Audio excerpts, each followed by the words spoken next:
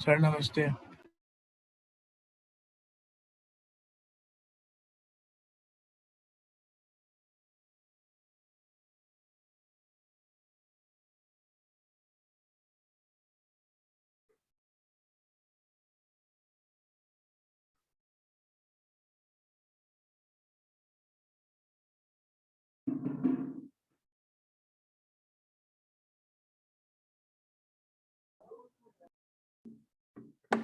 Good morning, all of you.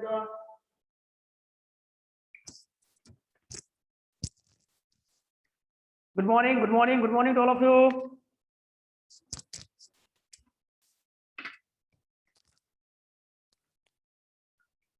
दो minute 3 minute.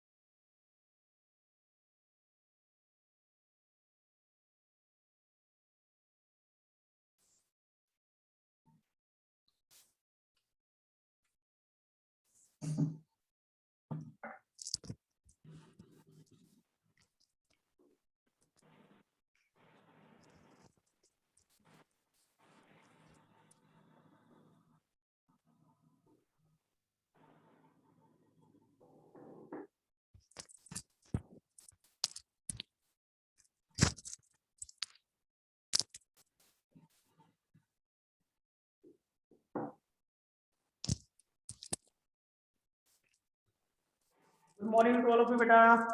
Are you listening में? हमारी voice मिल रही है आपको? Okay okay okay.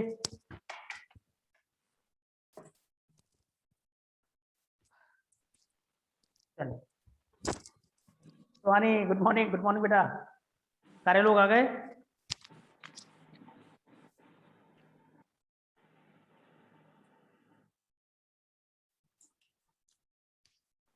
Late us be start.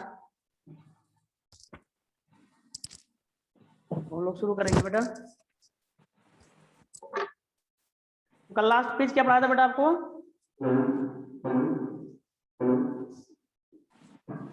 oogenesis करवाना है बेटा ना? Okay okay okay. कल हम लोगों ने स्पर्मेटोजेनेसिस करा लिया था और स्पर्मेटोजेनेसिस कराने के बाद oogenesis हमें स्टार्ट करना है। बेटा म्यूट करो अपने आप को।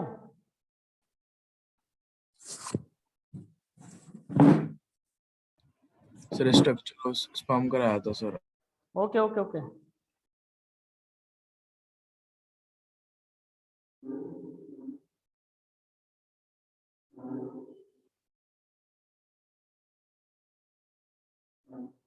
चलो बेटा, तो आज हमको पढ़ना है oogenesis, ठीक है बेटा? तो आप लोग हेडिंग डालना oogenesis। साइटोप्लाज्म अराउंड एक्रोसोम बताना। Ayush okay okay. अरे बेटा एक्रोसोम के चारों तरफ जो भी साइटोप्लाज्म पाया जाता है आप उसको बोलते हैं गैलिया कैपिटिस। लिखा है बेटा, देखो डायग्राम में। आयुष आ गया समझ में? बोल बेटा, आयुष समझ में आ गया? Okay okay. हमारी वॉइस मिल रही है बेटा आपको? अब आवाज मिल रही मेरी आपको? बोलना बेटा, बोलना, फिर स्टार्ट करते हैं। ओके ओके ठीक है मैम, ठीक है, वेरी गुड। चलो स्टार्ट करते बेटा, ध्यान देना। oogenesis का मतलब होता है the formation of ovum from the ovary. तो नोट करना बेटा इसको, formation of ovum from ovary is oogenesis। ठीक है ना बेटा, नोट कर लो। तो कैसे oogenesis होती है वो हम आपको बताते हैं। यस, गैमेटोजेनेसिस दो टाइप का होता है बेटा ना, स्पर्मेटोजेनेसिस और oogenesis। तो स्पर्मेटोजेनेसिस तो हम लोगों ने पढ़ ही लिया ना, अब हमको क्या पढ़ना है, oogenesis पढ़ना है।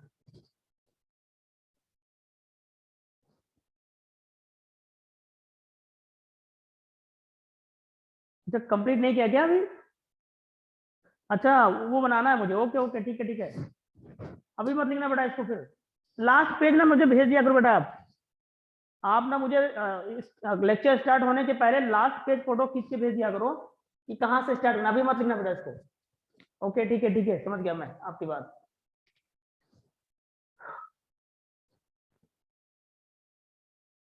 ओके ओके ठीक है, नो चलो देखते हैं।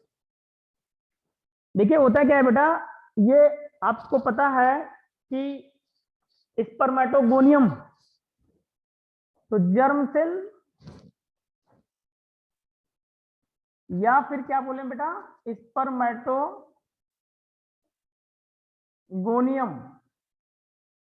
ये कहां प्रेजेंट होंगे, प्रेजेंट इन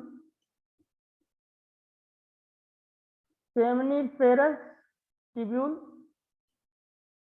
जब आपको याद आ रहा है बेटा, हमने जब टेस्टिकुलर लेब्यूल का टीएस काट के आपको दिखाया था, तो वहां पर दिखाया नहीं था आपको जर्मिनल एपिथेलियम, जिसमें दो टाइप की सेल थी, क्यूबॉइडल और कॉलमनर। क्यूबॉइडल सेल क्या कर रही थी, स्पर्मेटोजेनेसिस प्रोसेस वो कर रही थी, और जो कॉलमनर थी उसका नाम आपने सर्टोली सेल लिखा था। तो वो जो कॉलमनर सेल, सॉरी जो क्यूबॉइडल सेल थी, उसको आप क्या बोल रहे थे, जर्म सेल, या वही क्या बनाएगी, स्पर्मेटोगोनियम। क्लियर हुआ बेटा? अब ये स्पर्मेटोगोनियम होता क्या है, माइटोसिस करेंगी, यानी जर्म सेल या स्पर्मेटोगोनियम माइटोसिस करेंगी, सेवरल माइटोसिस करेंगी, तो लार्ज नंबर ऑफ स्पर्मेटोगोनियम बनेंगे। देखिए बेटा, हम दिखा यहाँ पर चार रहे हैं, कोई नहीं, आप हम पहले बना लेते हैं फिर आपको एक्सप्लेन करते हैं। स्पर्मेटोगोनियम बनाओ फटाफट बेटा, स्पर्मेटोगोनियम, स्पर्मेटोगोनियम, स्पर्मेटोगोनियम। ठीक है, ओके।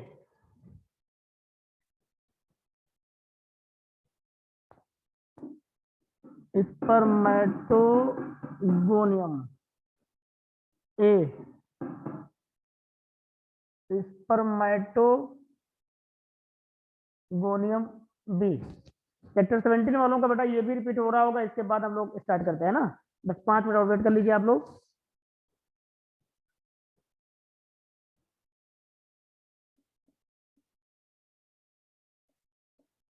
फटाफट सारे लोग नोट कर लो बेटा, जिसका जिसका नोट नहीं है।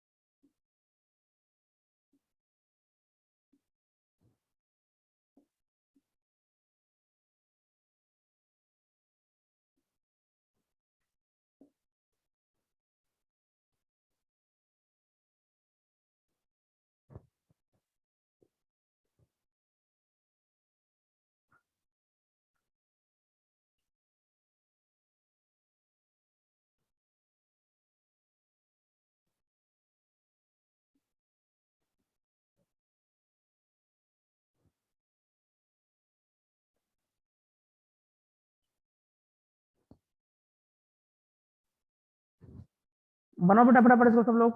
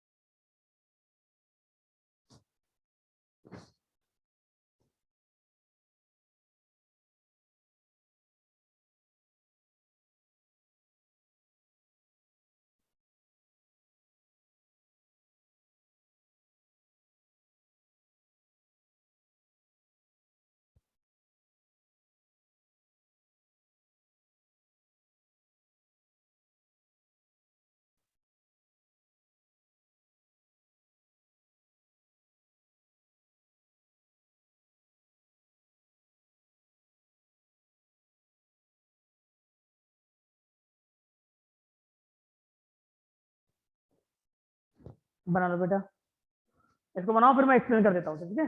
जल्दी बनाओ फटाफट।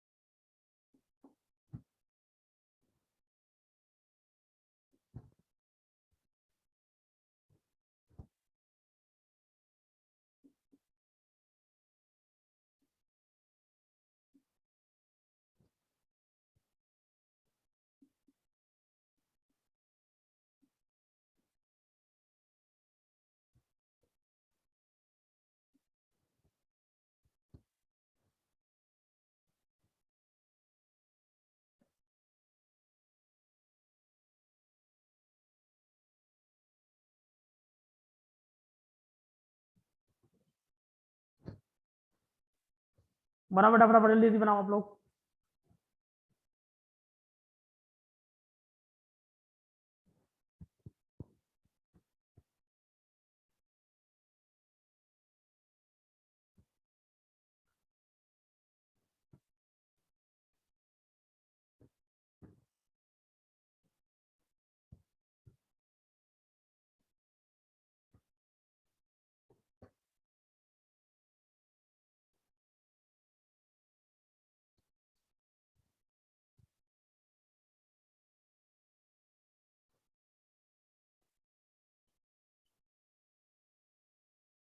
Please draw this first, draw करिए फिर बताता हूँ, मैं एक्सप्लेन कर देता हूँ, ठीक है बेटा?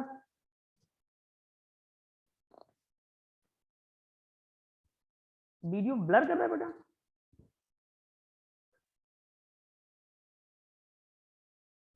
नो नो, ब्लर नहीं हो रहा बेटा।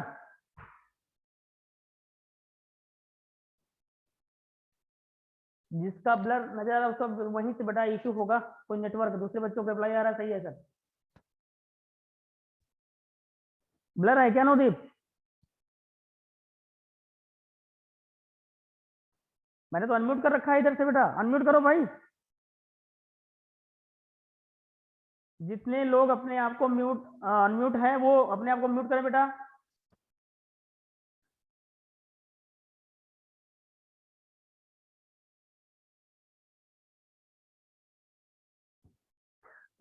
कुछ लोग लिख के भेज रहे हैं सर क्लियर आ रहा है, कुछ लोग बोल रहे हैं ब्लर आ रहा है। बेटा इधर से तो हमको भी क्लियर ही नजर आ रहा है,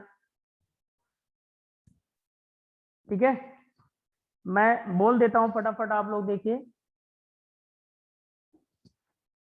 देखना बेटा, ये जर्म सेल है और स्पर्मेटोगोनियम।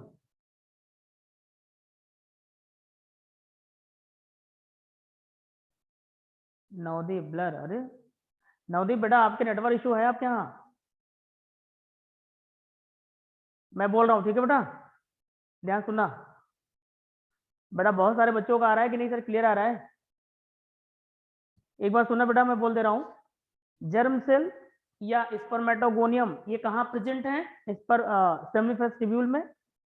अब ये जर्म सेल या स्पर्मेटोगोनियम क्या करेंगे? सेवरल माइटोसिस करेंगे, बहुत सारे स्पर्मेटोगोनियम बनेंगे। स्पर्मेटोगोनियम सिंगुलर होता है, स्पर्मेटोगोनिया अगर बोला जाए इसका मतलब एक साथ कई स्पर्मेटोगोनियम की बात कर रहे हैं, और वो प्लूरल वर्ड होता है। तो माइटोसिस हुआ है, इसलिए सारे के सारे क्रोमोसोम नंबर जैसा इसमें होगा वैसा इसमें होगा। एक माइटोसिस में एक सेल से 2 सेल बनती हैं, क्रोमोसोम नंबर सेम रहते हैं। तो बहुत सारे स्पर्मेटोगोनियम बनेंगे बेटा, लेकिन हमने सिर्फ 4 आपके लिए सामने लिए हैं समझाने के लिए, ठीक है ना। अब हुआ क्या, जब हमने स्पर्मेटोगोनियम देखा सभी का बन गया बेटा ये। जल्दी रिप्लाई दो फिर एक्सप्लेन करूं। और इसका क्वेश्चन आता है बेटा, इसको समझ अच्छे से लेना।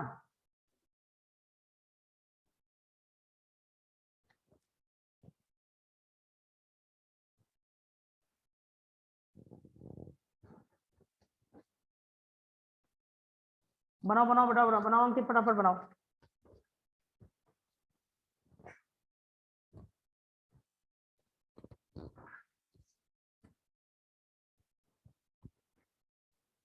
अब क्लियर दिख रहा है बेटा,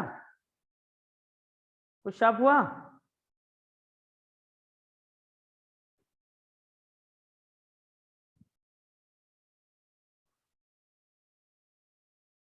नवदीप बेटा फिर तेरा नेटवर्क इशू है बाबू, है ना।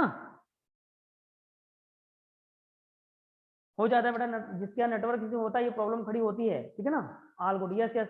रवि रंजन देखो लिख के बेटा, ऑल गुड है ना बेटा, वो वही है बेटा। नवदीप तेरा तो नेटवर्क इशू है तुम्हारे यहाँ, या हो सकता है तुम्हारे फोन में कुछ गड़बड़ी हो। चलो बनाओ बेटा, फटाफट बनाओ। और इसमें कहीं कोई गलती मत करना बेटा, क्योंकि इसको याद रखना है और इस पे से क्वेश्चन आते हैं, इसलिए एग्जैक्टली अच्छे से अच्छे देख देख देख करके बनाना। मैंने इधर से अनम्यूट ही कर रखा है बेटा सबको। अच्छा अनम्यूट कर दें, ओके। तो आप लोग आवाज बहुत करते हो अनुभव, आवाज मत करिएगा फिर।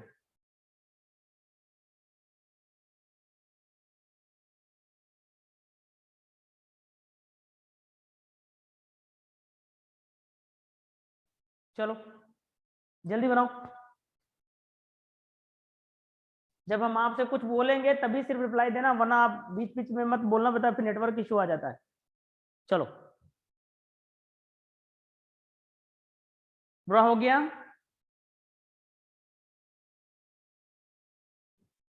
यस यस,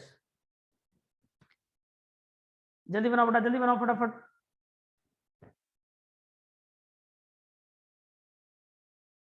सभी लोगों ने बना लिया?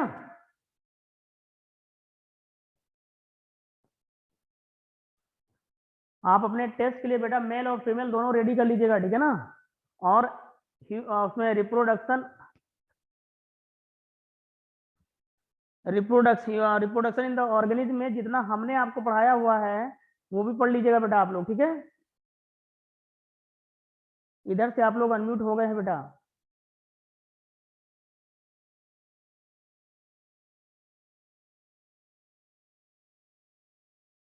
अब हो गए? Yes sir. चलो देखो जरा, यस सर। सबने बना लिया? अब मैं जब एक्सप्लेन करूंगा बेटा कोई भी लिखना मत, वरना फिर समझ नहीं पाओगे आप, दिक्कत आएगी। इससे क्वेश्चन आता है, ठीक ना। Please listen to me carefully. Germ cell है या इन्हीं को बोलते हैं स्पर्मेटोगोनियम, कहाँ प्रेजेंट है? सेमिनिफरस ट्यूब्यूल में। ये सेल क्या करेंगी? सेवरल माइटोसिस करेंगे, बहुत बार माइटोसिस करेंगी और लार्ज नंबर ऑफ स्पर्मेटोगोनियम बनाएंगी, जिनमें से हमने दिखाया सिर्फ 4 को है, ठीक है ना। तो जब माइटोसिस हो रही है तो क्रोमोसोम नंबर यहाँ तक चेंज होंगे नहीं, तो जो क्रोमोसोम यहाँ होंगे वही सेम क्रोमोसोम यहाँ पर भी होंगे। अब जरा ध्यान देना बेटा, ये जो स्पर्मेटोगोनियम है जो बने हैं सेवरल स्पर्मेटोगोनियम, इसको हम देखने जा रहे हैं कि ये जो स्पर्मेटोगोनियम है, तब देखा हमने तो देखा भाई 2 टाइप के हैं, स्पर्मेटोगोनियम ए और स्पर्मेटोगोनियम बी। अब ये क्या होता है कि स्पर्मेटोगोनियम बी क्या करता है, आगे ग्रो करेगी तो ये कन्वर्ट हो जाता है प्राइमरी स्पर्मेटोसाइट में। अब जैसे ही एक स्पर्मेटोगोनियम बी प्राइमरी स्पर्मेटोसाइट में कन्वर्ट होगी, तुरंत स्पर्मेटोगोनियम ए बी में कन्वर्ट हो जाएगा। क्लियर हुआ बेटा? अब ये प्राइमरी स्पर्मेटोसाइट देखिए, यहां तक कोई मियोसिस जैसी बात नहीं की गई है इस जगह तक, इसलिए जितने क्रोमोसोम नंबर वहां सेल में होंगे सेम उतने क्रोमोसोम नंबर यहाँ भी होंगे। इसलिए देखिए वहां पर भी हमने 2n 2n 2n 2n दिखाया, यहाँ पर भी 2n दिखाया, यानी डिप्लॉयड स्टेज। अब प्राइमरी स्पर्मेटोसाइट में होगी क्या? मियोसिस। और ये काम कब होता है? स्पर्मेटोजेनेसिस स्टार्ट कब होती है? प्यूबर्टी पर, ठीक है ना बेटा। स्पर्मेटोजेनेसिस कब स्टार्ट होती है? प्यूबर्टी पर। अब प्राइमरी स्पर्मेटोसाइट में क्या होगा, मियोसिस होगा, यानी फर्स्ट मियोसिस। और जब फर्स्ट मियोसिस होगा तो प्राइमरी स्पर्मेटोसाइट चेंज हो जाता है सेकेंडरी स्पर्मेटोसाइट में, दो बनेंगी, एक सेल से दो सेल बन गए। क्रोमोसोम नंबर क्या होंगे, हाफ, अभी सिर्फ फर्स्ट मियोसिस हुई है, तो यहाँ 2n क्रोमोसोम है, तो यहाँ पर कितने हो गए, n और n। अभी तो एक ही मियोसिस हुई ना, फर्स्ट मियोसिस, अभी सेकेंड मियोसिस होना बाकी है। तो ये देख लीजिए, जो सेकेंडरी स्पर्मेटोसाइट है, इस सेकेंडरी स्पर्मेटोसाइट में सेकेंड मियोसिस होगी। अब इसमें देखिए, इसलिए दोनों में हमें एरो लिख रखा है, secondary spermatocyte, secondary spermatocyte. Sir audio is not clear. चलो सर,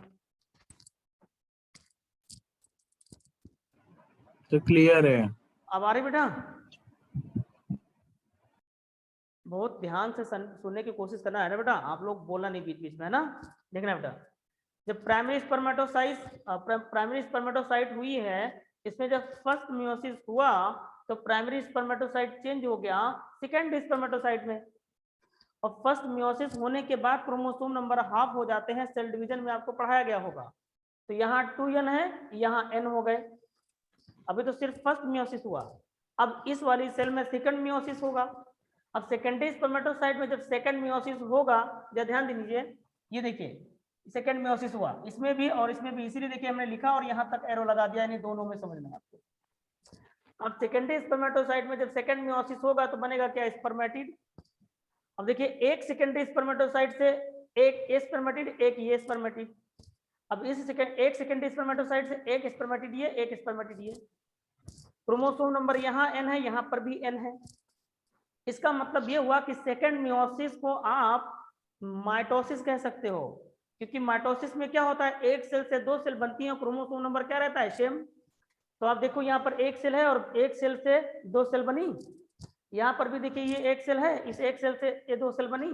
क्रोमोसोम जितने इसके पास उतने इन सेल के पास भी है। तो सेकेंड मियोसिस एक तरीके से है क्या, माइटोसिस, ये तो है।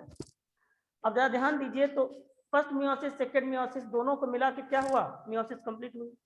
तो अल्टीमेटली सब लोगों ने बना ही लिया होगा। आप देखिए बेटा, प्राइमरी स्पर्मेटोसाइट एक सेल हमने लिया था, इस एक सेल से कितनी सेल बनी है, देखिए 4। तो आप पढ़ते भी तो हो कि मियोसिस में एक सेल से 4 सेल बनती है, क्रोमोसोम नंबर हाफ रह जाते हैं। तो देखिए, एक प्राइमरी स्पर्मेटोसाइट है, क्रोमोसोम नंबर कितने हैं, 2n, और यहाँ पर एक सेल है ना, और ये एक सेल से 4 सेल बनी, स्पर्मेटिड स्पर्मेटिड स्पर्मेटिड, और क्रोमोसोम नंबर कितने हो गए, आधे। यहाँ 2n है, इन सबके पास क्या हो गया, n। बाद में यही आगे ग्रोथ करेगा, स्पर्मेटिड स्पर्मेटोजोआ में कन्वर्ट हो जाएगा, स्पर्मेटोजोआ स्पर्म में। यानी एक इस प्राइमरी स्पर्मेटोसाइट से हम कहें 4 स्पर्मेटिड बने, या कह सकते हैं 4 स्पर्मेटोजोआ बने, या फिर ये भी कह सकते हैं कि 4 स्पर्म बने। बोलिए सर, स्पर्मेटोगोनियम ए ही बी में कन्वर्ट हो रहे हैं। यस, ये जो स्पर्मेटोगोनियम भी है, जैसे सपोज करो आपके पास, ध्यान देना बेटा, आप बाल्टी पानी भरिए और नल खोल दीजिए, बाल्टी भरी हुई है, जैसे एक मग से निकाल के अलग डालोगे दूसरा पानी, फिर एक मग कंप्लीट हो जाएगा, वहां पर ये टोटी सी गिरता रहता है। तो ये आप टोटी मान लो, यहाँ पर जैसे एक स्पर्मेटोगोनियम भी आगे जब बढ़ाओगे, ये वाली इसमें चेंज हो गई, तो बाकी इधर से तो बनी रही है ना ये लगातार। सर ये सेकंड मियोसिस जो माइटोसिस होती है, फिर हम इसको मायोसिस कहते क्यों हैं सर? माइटोसिस है ये तो। वो मियोसिस का स्टेप होता है, आपको सेल डिवीजन में पढ़ाया गया होगा, ये पॉइंट आपको सर ने बताया भी होगा, ठीक है। और बाकी सारी डिटेल जानकारी माइटोसिस मियोसिस के बारे में अपना सर बॉटनी सर से क्लियर कर लेना, ठीक है। हम तो उसका रिजल्ट बता रहे हैं बेटा आपको, क्लियर हुआ। माइटोसिस में ध्यान रखना बेटा, एक सेल से 2 सेल बनती है, क्रोमोसोम नंबर सेम रहते हैं। मियोसिस में एक सेल से 4 सेल बनते हैं, क्रोमोसोम नंबर जस्ट हाफ हो जाते हैं। ये देखिए प्राइमरी स्पर्मेटोसाइट, बेटा बोलिए मत, पहले मुझे कंप्लीट कर लेने दीजिए, फिर आप बोलिए। ये प्राइमरी स्पर्मेटोसाइट एक है, इस एक प्राइमरी स्पर्मेटोसाइट से देखिए 4 सेल बनी, स्पर्मेटिड स्पर्मेटिड, है ना। और ये देखिए यहाँ पर क्रोमोसोम नंबर 2n है, यहाँ कितने हो गए n, तो 1 से 4 बनी, क्रोमोसोम नंबर क्या हो गए, आधे। क्लियर हो गया बेटा? Yes sir. All is clear? Yes sir. चलिए सुनिए ध्यान से, अब मैं आपसे एक क्वेश्चन पूछता हूँ, एक बात ध्यान देना। ये आपकी एनसीईआरटी में देखिए लाइन भी लिखी है बेटा, उसको हमने यहीं पे ऐसे लिख दिया, स्पर्मेटिड का स्पर्म में बनना इस प्रोसेस के द्वारा, यानी स्पर्मेटिड स्पर्मेटोजोआ में बदलेगा, फिर ये स्पर्म बदलेगा, और यही कहलाता है क्या, स्पर्मियोजेनेसिस या स्पर्मटीलियोसिस। कुछ आया भैया? और ये है क्या, सर। मॉर्फोलॉजिकल चेंजेस है। स्पर्म, ये क्या है स्पर्मेजेनेसिस के बाद है? स्पर्मटीलियोसिस यानी स्पर्म जो बना उसके अंदर टेल बनेगा, और जैसे ओके सर। ये स्पर्म बनेगा, ये स्पर्म अपना हेड सर्टोली सेल में सेल में क्या एम्बेड कर कर देगा, देगा एम्बेडेड कर देगा, ताकि वहां से उसको क्या मिलता रहे, न्यूट्रिशन। न्यूट्रिशन। क्लियर हुआ बेटा? बोलो भाई, आपको हेडिंग यहाँ पे डालनी यस है सर। स्पर्मेटोजेनेसिस। फटाफट बेटा रिप्लाई दिया करो आप ना मैसेज डाला करो बेटा फटाफट, क्योंकि आप बोलते हो तो नेटवर्क फिर कट जाता है बीच बीच में।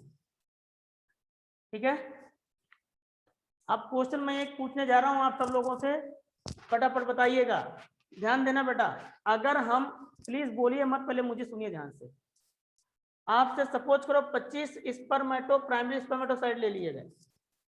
आपको क्वेश्चन में दिया गया कि बताइए 25 स्पर्मेटोसाइट दिए गए हैं। अब आप इस 25 स्पर्मेटोसाइट से कितने स्पर्म टोटल मिलेंगे आपको, फटाफट बताना बेटा। 100, वेरी गुड वेरी गुड, क्योंकि आप खुद ही देख लीजिए, एक प्राइमरी स्पर्मेटोसाइट से कितने स्पर्म मिले हैं, 4, तो 25 से कितने मिलेंगे, 100। क्वेश्चन नंबर सेकंड, बस सुनते रहिए बेटा, बोलिए मत, आप अपने आप को तुरंत म्यूट कर लिया करिए। उसके बाद फिर सुनिए बेटा, अगर आपसे कहा जाए कि बताइए आपको 25 प्राइमरी स्पर्मेटोसाइट दिए गए हैं, इस 25 प्राइमरी स्पर्मेटोसाइट से कितने सेकेंडरी स्पर्मेटोसाइट मिलेंगे आपको, बताना फटाफट। 50, वेरी गुड, क्योंकि 1 से 2 मिल रहे हैं ना, तो फिर 25 से कितने मिलेंगे, 50। क्लियर हो गया बेटा, वेरी गुड सुहानी, यस यस, ओके ओके, सभी लोगों का आंसर क्लियर रहा। ठीक है, चलिए इसको मैं डाल दूं फिर बेटा, मैं ऐसे ही क्वेश्चन पूछ लिया जाता है। अब आपसे कह दिया जाए, अच्छा एक क्वेश्चन फिर से और सुन लीजिए, ये भी कहा जा सकता है कि प्राइमरी स्पर्मेटोसाइट जो है इसके पास क्रोमोसोम है 100 फॉर एग्जांपल। तो अब आप बताइए 25 प्राइमरी स्पर्मेटोसाइट हैं, ध्यान देना बेटा, 25 किसी का हम थोड़ा कम ले लेते हैं, चलो 4 मान लेते हैं, और इनके पास क्रोमोसोम नंबर कितने हैं, 2 n = 100। ध्यान देना बेटा। अब बताइए आपके पास जो स्पर्म है, इनके पास जब प्राइमरी स्पर्मेटोसाइट से स्पर्म बनेंगे, उन स्पर्म के पास टोटल क्रोमोसोम कितने होंगे, फटाफट आंसर जरा अपने कॉपी पे करिएगा। एक प्राइमरी स्पर्मेटोसाइट से, ध्यान देना बेटा, एक प्राइमरी स्पर्मेटोसाइट से 4 स्पर्म मिल रहे हैं, ध्यान देना बेटा। 200। रुकिए रुकिए बता रहा हूँ, एक प्राइमरी स्पर्मेटोसाइट से 4 स्पर्म मिल रहे हैं, ठीक है। अब जरा ये 2n है, तो n = यहाँ कितना होगा, 50। बोलो बेटा, तो अब स्पर्म के पास n ही तो है, और स्पर्म है कितने, 4, तो 5 × 4 कितना हुआ, 200। वेरी गुड, समझ में आ गया। 100। ये इसी तरीके से क्वेश्चन आता है बेटा, और वो कर आप तभी पाओगे जब आपको ये सारे स्टेप्स याद होंगे। सर ये लास्ट क्वेश्चन रिपीट कर दो सर एक बार। मैं ये कह रहा हूं बेटा, जैसे आप देखिए प्राइमरी स्पर्मेटोसाइट के पास क्रोमोसोम नंबर कितने हैं, ध्यान दीजिए बेटा, ये 4 बार हटा दीजिए, 25 में इतना सुनिए ध्यान से भाई, इतना सही नंबर हमने दिया ही नहीं यहाँ पर, वो नंबर देगा तो उसी हिसाब से आप मल्टीप्लाई कर लेना। फिर से सुनिए, ये प्राइमरी स्पर्मेटोसाइट है, एक प्राइमरी स्पर्मेटोसाइट, इसके पास क्रोमोसोम नंबर कितना है, 100। अब बताइए जो टोटल स्पर्म आपको मिलेंगे इस प्राइमरी स्पर्मेटोसाइट, उसमें क्रोमोसोम कितने होंगे टोटल, तो भैया एक प्राइमरी स्पर्मेटोसाइट के बाद टोटल क्रोमोसोम है 100, और स्पर्म जो है 4 बन रहे हैं, और सबके पास n n n n n है, तो 2n = 100, तो n = कितना होगा, 50। अब यहाँ कितने n मिल रहे हैं आपको, 4, तो 4 × 50 that is equal to 200। Clear हुआ बेटा सभी को, मैथमेटिक्स है, इसमें कुछ अलग सी बात थोड़ी ना। ओके, तो ऑल इज क्लियर है ना, ये स्पर्मेटोजेनेसिस के बारे में बात हुई। चलिए, स्पर्मेटोजेनेसिस में एक पॉइंट आपको, ये सबका मैं बता चुका हूं कि सीमेन में कितना क्रोमोसोम होते हैं, सॉरी सीमेन में कितने स्पर्म होते हैं, 2 से 3 ml में 200 से 3 तो हमने लिखा ही लिखा है आपको। बस एक बात इतना लिख लीजिए, सिर्फ स्पर्मेटोजेनेसिस टेक्स, ये कितना समय ले लेता है? It takes 61 to 74 days। 60 बस ये याद रखना है बेटा आपको, ठीक है। वेरी गुड मुस्कान। 61 से 74 दिन स्पर्मेटोजेनेसिस लेता है। और ह्यूमन और फिश के स्पर्म में कौन सा प्रोटीन पाया जाता है वो हम आपको लिखा ही चुके हैं, क्लूपिन प्रोटीन। सर हाँ, कुछ किसी ने मैसेज रिप्लाई दिया, चलो सर कौन सा प्रोटीन सर बोले? क्लूपिन प्रोटीन कल मैंने लिखाया है आपको बेटा। Okay sir. सर प्लीज सबको म्यूट कर दो आज। भाई आप लोग म्यूट हो जाओ, गलत बात सही बात है, मैं बार बार आपसे बोल रहा हूँ।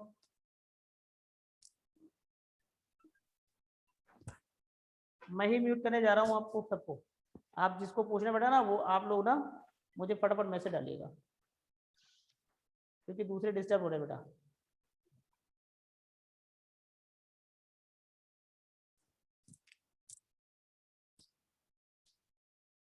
किसी को कहीं पर कोई प्रॉब्लम आती बेटा, आप मुझे कभी भी मुझे पर्सनली फोन करके पूछ सकते हो आप, ठीक है। बट आप मेहनत करते रहिए, डेली का डेली लेक्चर अपना बिल्कुल रेडी करके रखिए, कहीं पर कोई प्रॉब्लम नहीं आनी चाहिए आपको।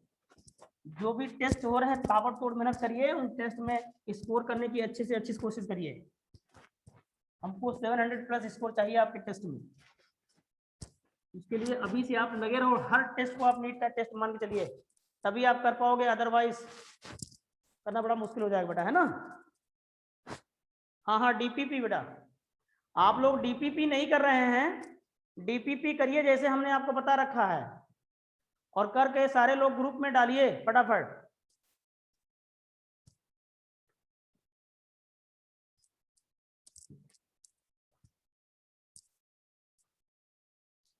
हाँ, कुछ 1-2 लोग डीपीपी भेज रहे हैं बेटा। अगर आप नहीं करोगे तो आपका बहुत बड़ा नुकसान हो जाएगा बेटा। जो मैंने बोला है, टेस्ट में जो चैप्टर्स आ रहे हैं उन्हीं चैप्टर से डीपीपीज आपको करना है, जो हमने आपको क्राइटेरिया आपको बता रखा है करने का। 10 क्वेश्चन केमिस्ट्री के, 10 फिजिक्स के, 20 zoology, 20 botany, with in 20 minutes आपको टोटल लगेगा उसमें। सर मेडिकल वाला का अलग ग्रुप बना लो। हाँ हाँ, मैं बना लूंगा बेटा, आपका ग्रुप सबका बनवा दूंगा, सिर्फ उसमें डीपीपी डालते रहना, या आपकी पर्सनल कोई प्रॉब्लम होगा तो आप उसमें मुझे बता देना, ठीक है। चलो ठीक है, ठीक, ओके बेटा। लेकिन डीपीपी सारे लोग, जितने लोग सपने देख रहे हैं अच्छी रैंक लाने का, उनको मुझे सर, हाँ बेटा, टेस्ट के बारे में अभी आज मैं ग्रुप में आपको बता दूंगा, ठीक है। डोंट वरी कि नेक्स्ट टेस्ट कब होना है और क्या क्या आना है उसमें, और जो चैप्टर्स आने होंगे बस उन्हीं चैप्टर्स की आप डीपीपी शुरू कर दीजिएगा। बिल्कुल बिल्कुल सिलेबस बता दूंगा बेटा, डोंट वरी, है ना इसका। चलो ध्यान देना बेटा, डलवा देंगे डलवा देंगे डलवा देंगे, ठीक है ना। ओके चलो देखो बेटा, अब आप हेडिंग डालना oogenesis।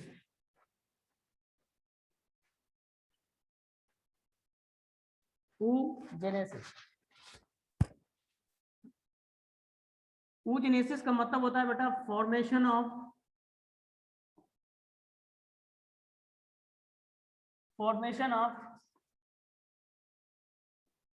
Ovum from ovary. Ovary से ओवम का बनना oogenesis कहलाता है, ठीक है। अब मैं जरा oogenesis नोट कर लिया बेटा इसको, और आपको पता होना चाहिए कि oogenesis कब होता है। जब एक फीमेल बच्ची 4 से 5 महीने की होती है और अपने माँ के यूट्रस में होती है, उसी तरह उसकी ओवरी की एपिथेलियल सेल्स माइटोटिकली एक्टिव हो जाती है और oogenesis करना शुरू कर देती है। यानी बिफोर बर्थ ही सारा oogenesis कंप्लीट हो चुका होता है ना। यस बिल्कुल सही, हमने सब बता रखा है बेटा आपको, ठीक है। बस मुझे सिर्फ वो स्टेप बताने जहां से क्वेश्चन आ रहे हैं। स्पर्मेटोजेनेसिस, एक बात ध्यान देना बेटा, स्पर्मेटोजेनेसिस जो होता है एक मेल में और एक घोड़े में टिल द लाइफ होता है, इसीलिए इसके ही बेसिस पे बोला जाता है कि कभी मेल, ह्यूमन मेल और एक घोड़ा कभी बूढ़ा नहीं होता। क्यों? क्योंकि till along the life spermatogenesis चलता रहता है। प्यूबर्टी पे स्टार्ट होता है स्पर्मेटोजेनेसिस, है ना, प्यूबर्टी पे स्टार्ट होता है स्पर्मेटोजेनेसिस और टिल अलोंग द लाइफ रहता है। आप अपने मन से उस पॉइंट को लिखना चाहोगा तो लिख लेना, spermatogenesis starts at puberty, add कर लेना सब लोग पॉइंट, ठीक है। चलो बेटा, एक बच्चा कोई लेफ्ट कर दिया, 19 लोग थे, 18 बच्चे हुए हैं। चलिए देखिए,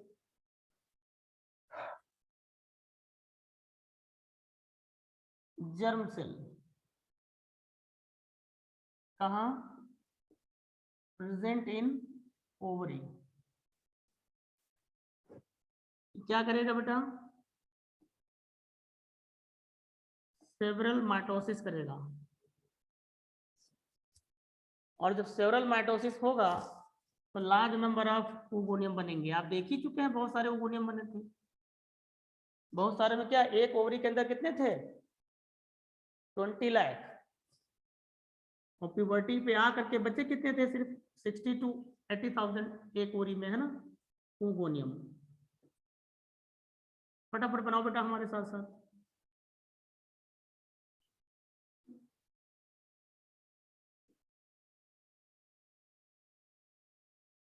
अब हम एक ओगोनियम को आगे दिखाते हैं, जैसा एक ओगोनियम करेगा वैसे ही सारे करेंगे, ठीक है ना। Okay okay, yes yes, very good. चलिए, ओगोनियम आगे ग्रो करेगा, क्या बनेगा? Primary oocyte। सारा कुछ पढ़ रखे बेटा, बस उस चीज को हम यहाँ से दिखा रहे हैं। जब हमने development pituitary oocyte, primary, yes yes, primary oocyte, yes, हमने दिखा रखा है। जब development of Graafian follicle with in the ovary दिखाया था।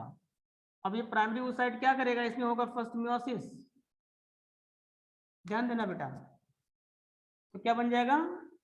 Secondary oocyte।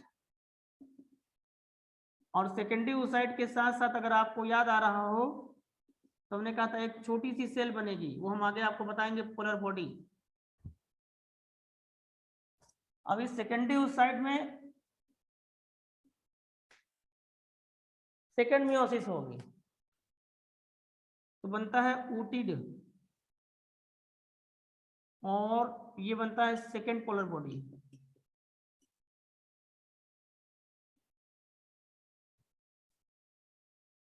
ऊटिड ग्रो करेगा, फिर ये बन जाएगा ओवम।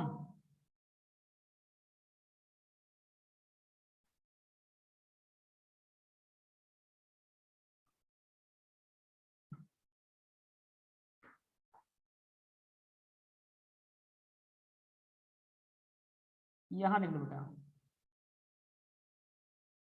चलो कोई नहीं, वो हम बाद में बता देंगे। चलिए आप ऐसे बना लीजिए, बनाइए फटाफट बेटा। ये फर्स्ट मियोसिस, ये हो गई आपकी सेकेंड मियोसिस,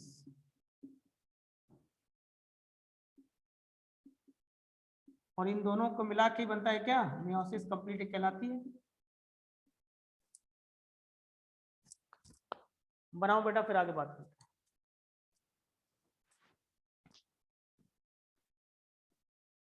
सर 100, ये क्या लिखा? प्राइमरी oocyte लिखा, डिफरेंशिएट होकर के। किसी ने मैसेज ड्रॉप किया बेटा, दोबारा करो, फिर मैं देखूं क्या बोला आपने।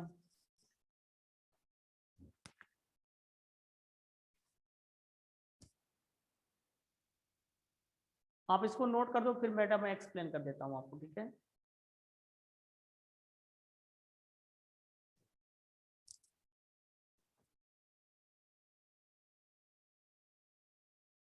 BI DI से पहले क्या लिखा हुआ है? अंकित क्या पूछ रहा है? ये BI DI मैंने कहा लिख रखा? BI DY कहाँ लिखा? अबे ये फर्स्ट पोलर बॉडी लिखा हुआ है, ये सेकंड पोलर बॉडी लिखा हुआ है। ये first polar body, second polar body. कोई नहीं, ओके ओके अंकित, कोई बात नहीं, नोट कर बेटा। नोट हो गया सभी का? फिर मैं एक्सप्लेन कर देता हूं आपको।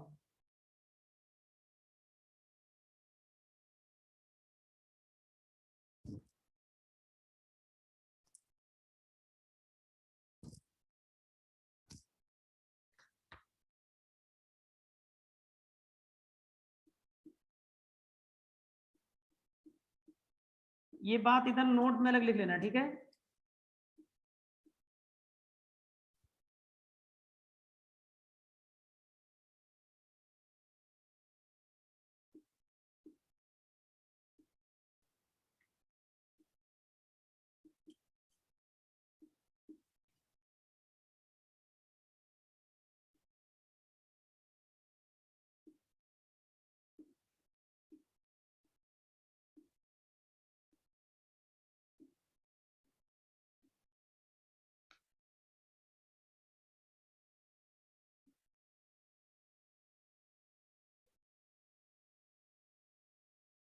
ये पॉइंट नोट में अलग करके लिख लो बेटा, ठीक है ना, यहाँ से हट के है थोड़ा सा लिख लो, फिर मैं हाँ बस सब बता रहा हूँ बेटा, परेशान मत हो, ठीक है।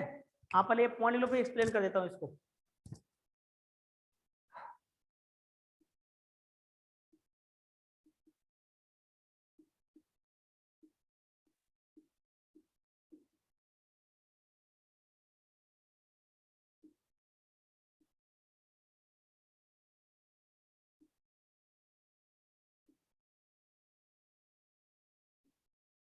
ये पॉइंट नोट में नोट कर लो बेटा, उसके बाद बताता हूँ, ठीक है।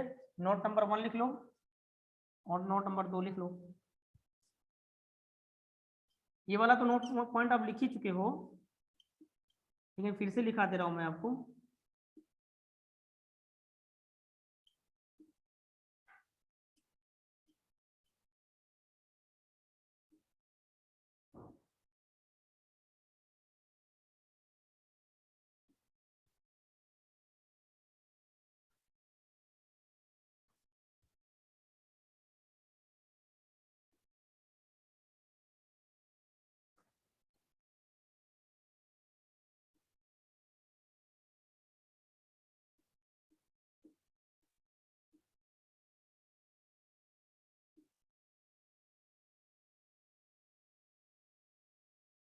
ये पॉइंट नीचे वाला तो आप पढ़ ही चुके हो सर। एनाफेज बाई एनाफेज के आगे क्या लिखा है? By anaphase promoting, PROMOTING promoting factor, APF लिखा हुआ है। सबने नोट कर लिया? फिर बेटा मैं इसको एक्सप्लेन करूं फटाफट, जल्दी बोलिए।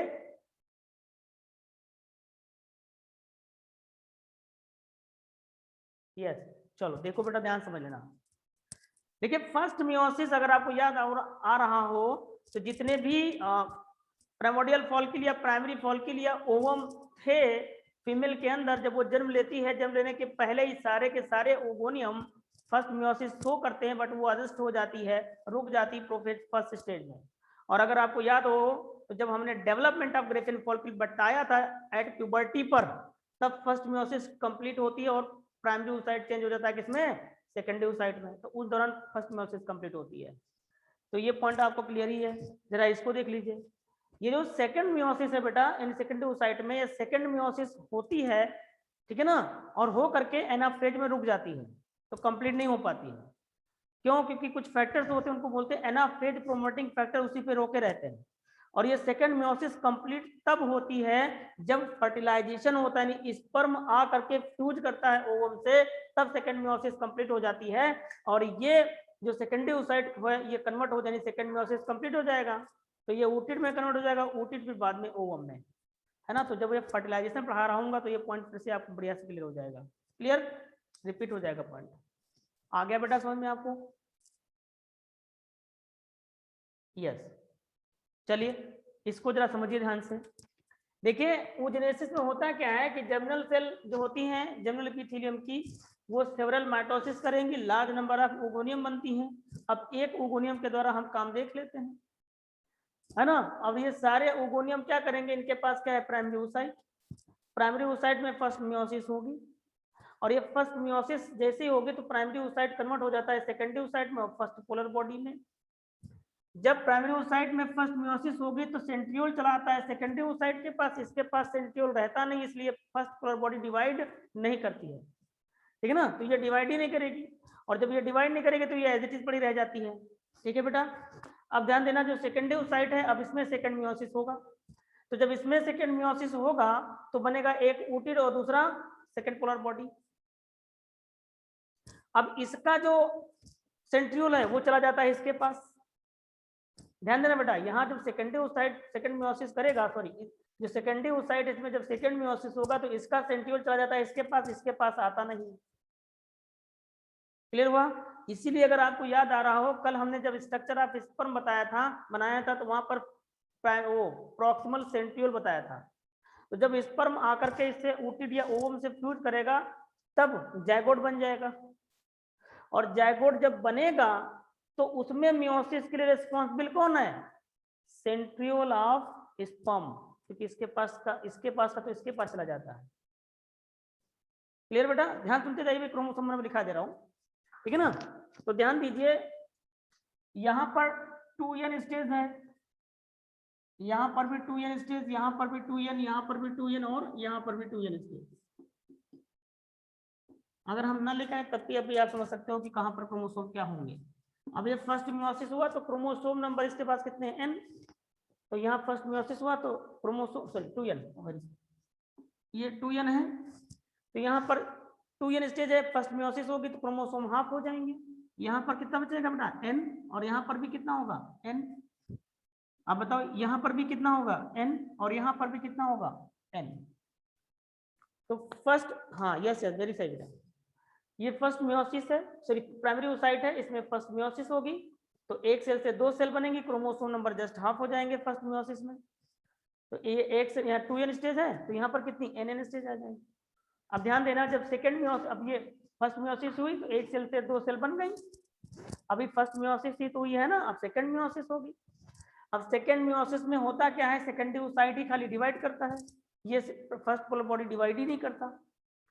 ये इसलिए डिवाइड नहीं होता क्योंकि यहाँ पर इसके पास सेंट्रियोल ही नहीं आता, इसका सेंट्रियोल इसके पास सीधे पहुंच जाता है, सेंट्रियोल का डिवीजन होता ही नहीं यहाँ पे।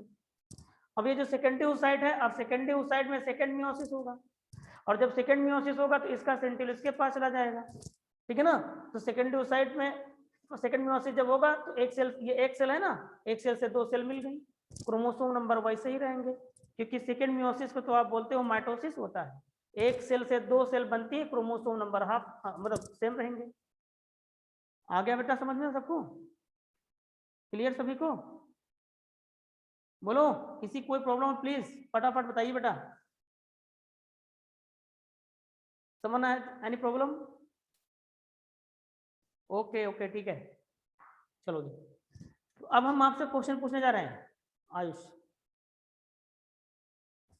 नोट फर्स्ट जो है बेटा, इसको समझिए, मैंने ये कहा है कि जो ये सेकंड मियोसिस होती है, जैसे फर्स्ट मियोसिस नहीं स्टॉप हो गई थी, यहाँ पर सेकंड मियोसिस भी रुक जाती है, ये कंप्लीट नहीं हो पाती। तो सेकंड मियोसिस तब कंप्लीट होती है जब स्पर्म आकर के ओवम से टकराएगा, तो सेकंड मियोसिस कंप्लीट हो जाएगी। और सेकंड मियोसिस रुक जाती है एनाफेज फेज में, क्योंकि वो एनाफेज प्रोमोटिंग फैक्टर के द्वारा रोक दी जाती है।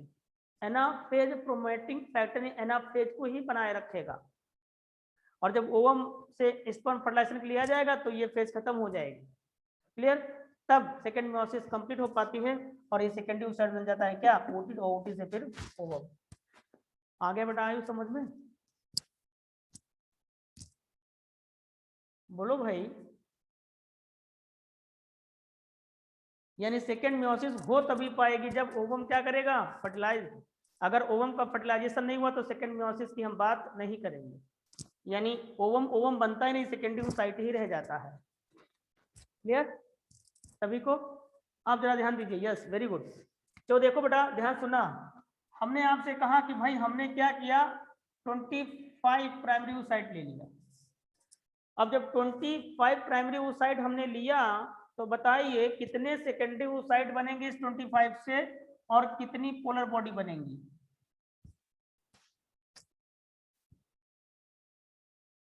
बोलो।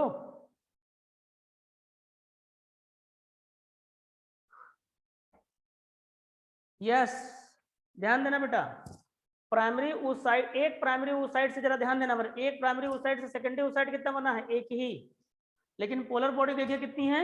एक और दो, तो 25 से तो 25 सेकेंडरी ओसाइट ही बनेंगी, लेकिन पोलर बॉडी कितनी बनेंगी? 50। क्लियर हुआ पॉइंट बेटा? Very good. अब जरा ध्यान दीजिए, ये आपसे कहा जाए कि बताइए 25 प्राइमरी ओसाइट हैं, बताइए 25 प्राइमरी ओसाइट से ओवम कितने मिलेंगे? 25 ही मिलेंगे, क्योंकि एक प्राइमरी oocyte से सिर्फ एक ही O मिलता है। पोलर बॉडी कितनी मिलती हैं? 2। ओके, यहाँ से भी क्वेश्चन, तो दोनों को मिला के क्वेश्चन ऐसे पूछा जाता है कि बताइए 25 प्राइमरी स्पर्मेटोगोनियम है और 25 प्राइमरी oocyte हैं, अब बताइए कितने ओवम बनेंगे, कितने स्पर्म बनेंगे, कितनी पोलर बॉडी बनेंगे, और ये भी कहेगा कि इनमें क्रोमोसोम कितने होते हैं।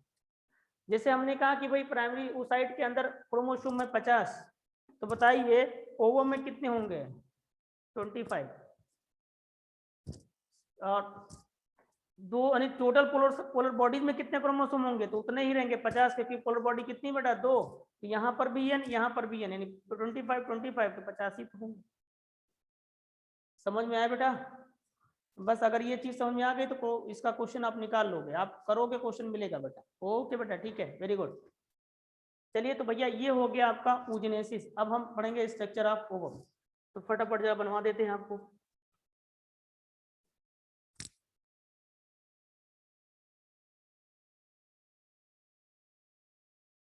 ओवम तो नहीं कह सकते हैं, क्योंकि ओवम तो तभी बनता है जब फर्टिलाइजेशन होगा, तो अभी तो फर्टिलाइजेशन जैसी कोई बात नहीं, तो हेडिंग डालेंगे सर इसके क्या लिखा बेटा? आपको जो मॉड्यूल मिला हुआ है सर, इसके एक डीपीपी, हाँ हाँ बिल्कुल बिल्कुल अनो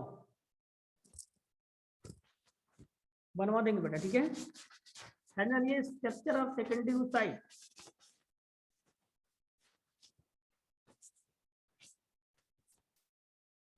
आपको एक काम दे रहा हूं मैं, हम आपको फीमेल रिप्रोडक्टिव सिस्टम पढ़ा चुके हैं, इसीलिए हमने उसको अभी रोक रखा था।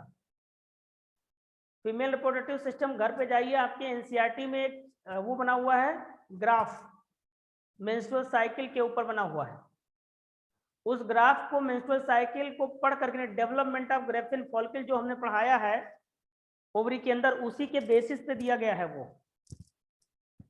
तो मेंस्ट्रुअल साइकिल को पढ़ना और जो development of Graafian follicle with in the ovary यानी प्राइमोर्डियल फॉलिकल का जो डेवलपमेंट है, उसी के बेसिस पे वो ग्राफ दिया हुआ है, और उस ग्राफ को समझने की कोशिश करिएगा। फिर मैं कल उसको डायग्राम बना के एक्सप्लेन करूंगा, एक बार पढ़ के देखना आप, ठीक है ना? एक बार देखना, फिर देखो समझ आ रहा है कि कितना समझ पा रहे हो आप लोग। जितना कुछ पढ़ा है टोटल उसमें वो उसे ग्राफ से दिखाया गया उसमें। कोई नहीं, हेड डालेंगे बेटा, स्ट्रक्चर ऑफ सेकेंडरी oocyte, क्योंकि सेकेंडरी oocyte से ही ओवम स्पर्म फर्टिलाइजेशन करने के लिए आएगा। ध्यान देना बेटा, अगर आपको याद आ रहा हो तो ये था आपका सेकेंडरी oocyte ऐसे ऐसे, और अगर आपको याद आ रहा हो तो ये है जोना पेलुसिडा।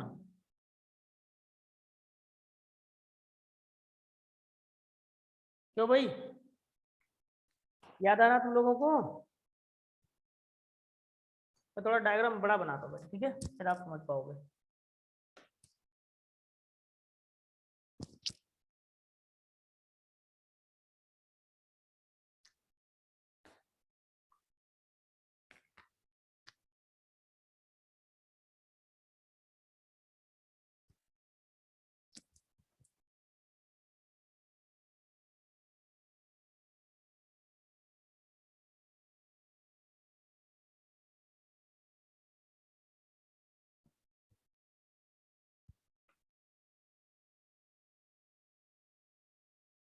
ये डायग्राम आप बना लेना बढ़िया अच्छे से बेटा, फिर इसको अगर इस डायग्राम बनाओगे तो आगे जब फर्टिलाइजर पढ़ाएंगे तो समझ बेहतरीन आएगा।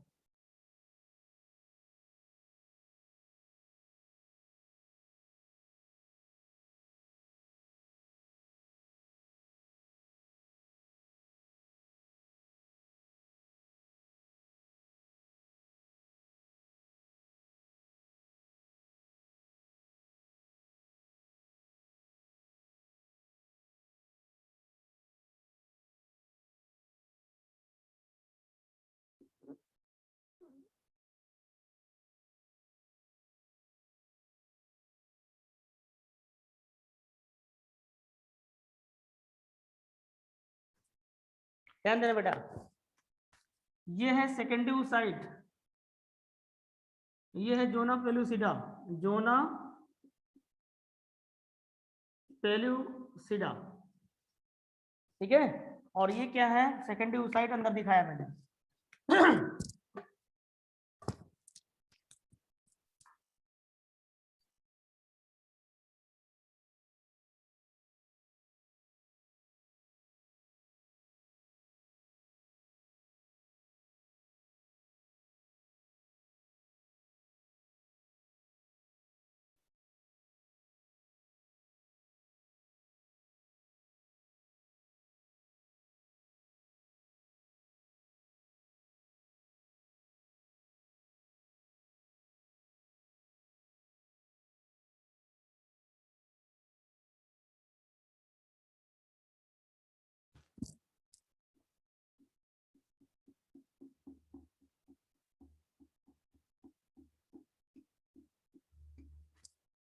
ध्यान दे बेटा, तो जो ये रेड वाली है ये तो है जोना पेलुसिडा, ठीक है।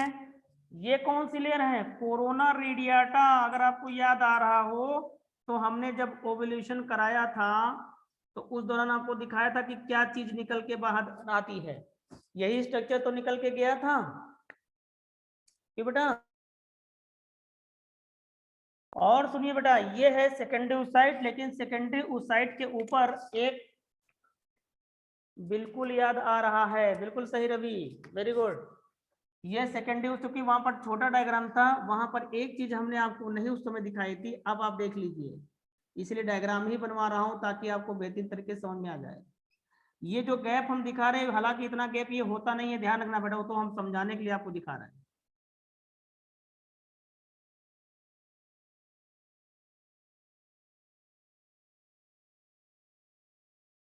यस, एक ग्रीन लेयर दिखाया मैंने, तो एक तो है प्लाज्मा मेम्ब्रेन,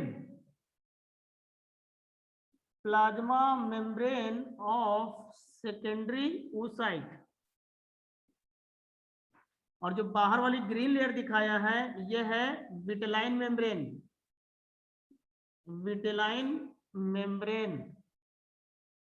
ये डायग्राम बेटा आप बना लो। और ये है क्या, सेकेंडरी oocyte, तो ये है क्या, सेकेंडरी oocyte, यानी इसका अपना साइटोप्लाज्म होगा ये सब।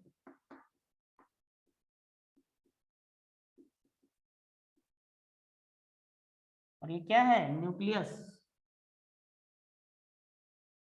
डायग्राम बना लो बेटा, ये डायग्राम बिल्कुल अच्छे से बनाना, क्योंकि जब डायग्राम मैं फर्टिलाइजेशन समझाऊंगा तो वहां पर बेहतरीन तरीके से ताकि आपको समझ सके। बन गया बेटा डायग्राम?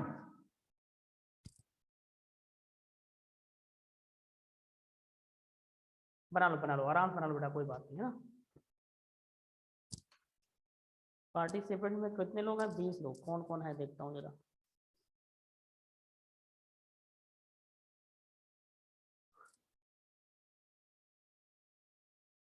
दिख रहा है बेटा डायग्राम आपको?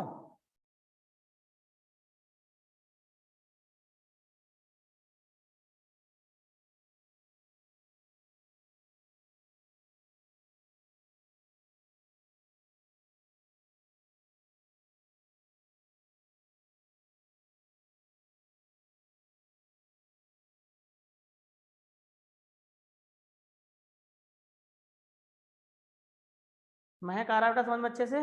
महक,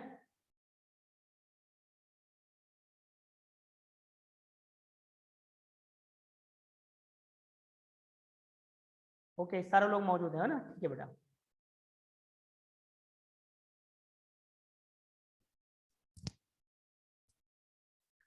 दिशा समझ में आ गया बेटा? ये दिशा,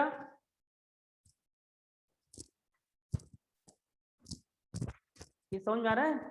ओके ओके, ठीक है ठीक है। अब जरा ध्यान देना बेटा, डायग्राम सब लोगों ने बना लिया? क्योंकि इसी के तुरंत बाद अब शुरू हो जाएगा जब टॉपिक आगे फर्टिलाइजेशन।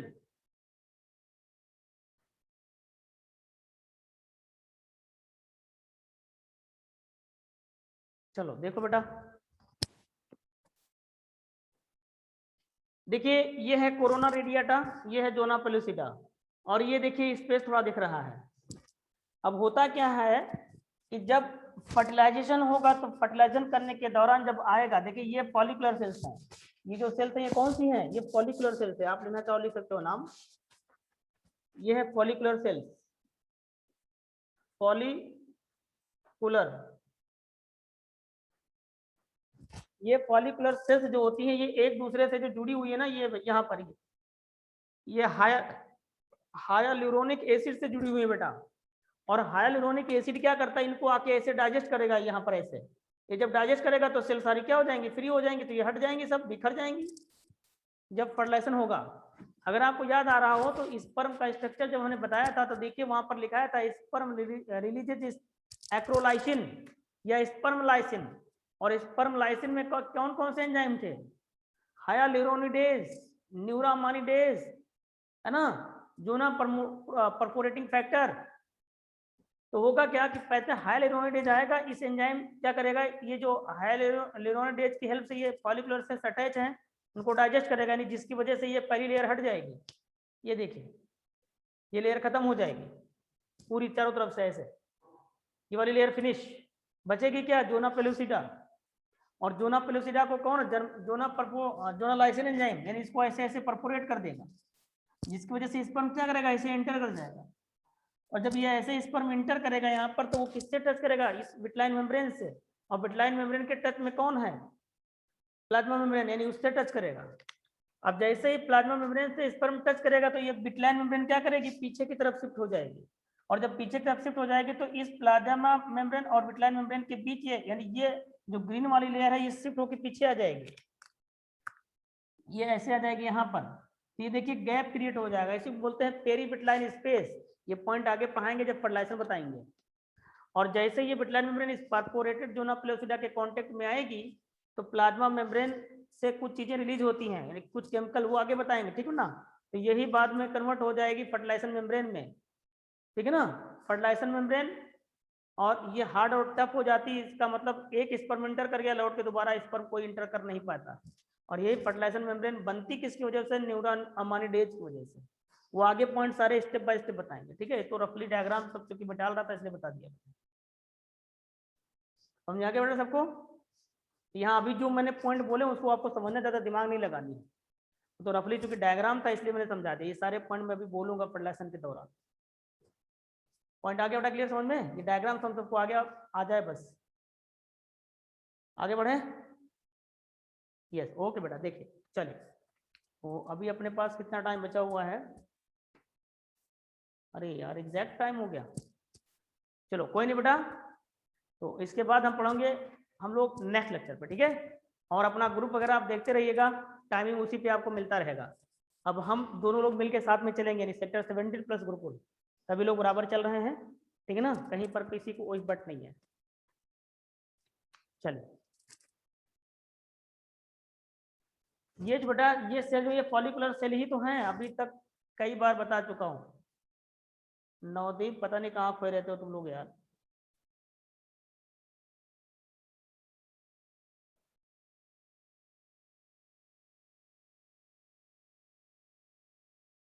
चलो बोलो नवदीप क्या कह रहे, बोलो बेटा।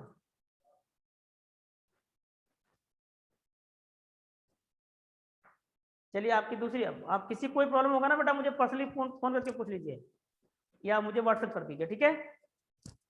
ओके बाबा बेटा आपने रेडी तैयारी करिए, अपनी टेस्ट की प्रॉपर तैयारी करते रहिए। डीपीपी वाला जो मैंने काम बताया वो सारे लोग अपना प्रॉपरली करते रहे, ठीक है। ओके बाय बेटा।